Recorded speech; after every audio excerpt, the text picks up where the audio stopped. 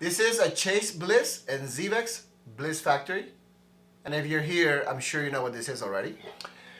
But to remind you, there's a collaboration between ZVEX and Chase Bliss, basically taking a Fuzz Factory and giving it the digital brains that Chase Bliss is known for, as well as the same layout, buttons, and all that stuff. This one is from batch 2, from the pedal movie from Reverb. Batch 1 sold within hours or less, who even knows. And on batch 2, I was able to get in and get one. And unfortunately, there's a lot of people that went in just to resell it and make money off of it. But I, like a lot of you, actually want to play it and keep it. In this video, I want to give you a demo. We're going to have at the end a song where I'm playing with my son and the drums, so you can actually hear it in action. But the main thing is this pedal can be tricky at first. It's not like a 3-button fuzz where you can just connect the dollar in as you're playing. A lot of people that got this pedal are like, oh, it's feeding back, I don't know what to do with it. So the idea is to give you an example of how I got it to sound more or less like a regular fuzz before you start experimenting and going too crazy with it. Now, the idea is to get it sounding like a regular fuzz. It is a very, very fuzzy fuzz. It isn't like a muff that is like a fuzzy distortion or anything like that. This one's very, very fuzzy, which is good. It's what I like because I play a lot of distortion pedals, so might as well get something that's really, really different, right? So, you know, if I turn it on, let me go ahead and plug it in. I'm playing through a I'll tell you right away that this guitar, for example, the pickups are not as hot, so it tends to be really easy to use a pedal like this. If you have something with much hotter pickups or something with like a humbucker, like a Les Paul, it's going to be a little bit harder to tame. So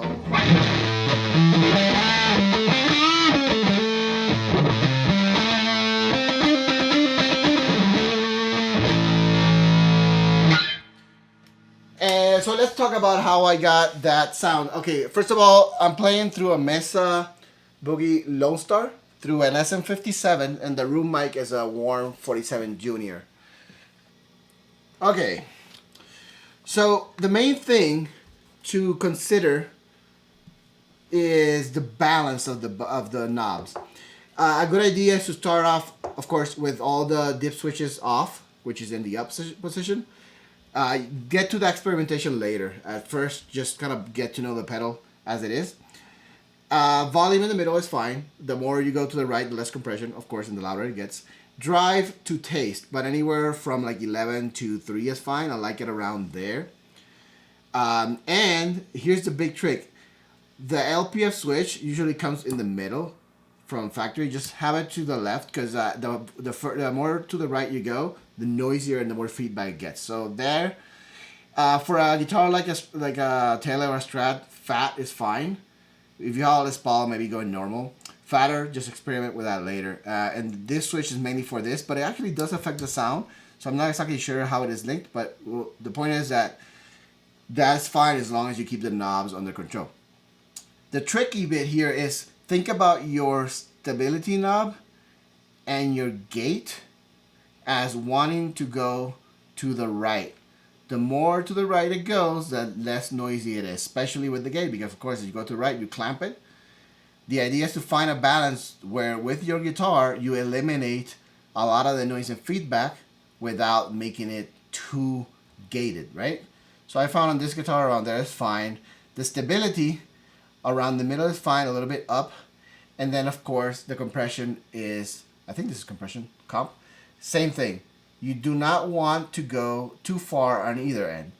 Just kind of keep it very balanced depending on the sound of your particular guitar and amp setup. Of course, I'm playing through a clean amp, so that makes a difference if you decide to play with something dirty, like a lot of people like to do, and then add fuzz to it. You keep that in mind as well. But I think the biggest trick really is in the LPF. So if you go too far in either direction, it'll get really noisy. And if you use this switch on anything but the left, it can start getting tricky to tame. If you get these things down and then tune it to taste, you'll have a good result from it immediately. Then of course from there start experimenting and you'll be good to go. Now let's go into the track and actually listen to it in action with drums.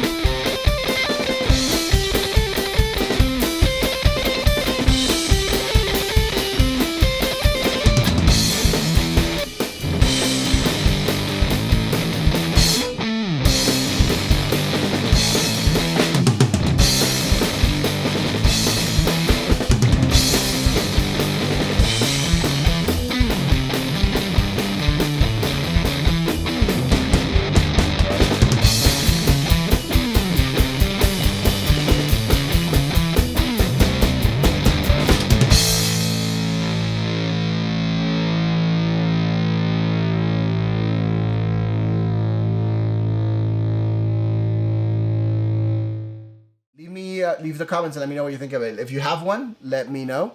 If you're trying to get one, also let me know. If you have a favorite fuzz apart from this, I'd love to hear what it is. Go ahead, please thumbs up, subscribe, share this video, and I will see you soon.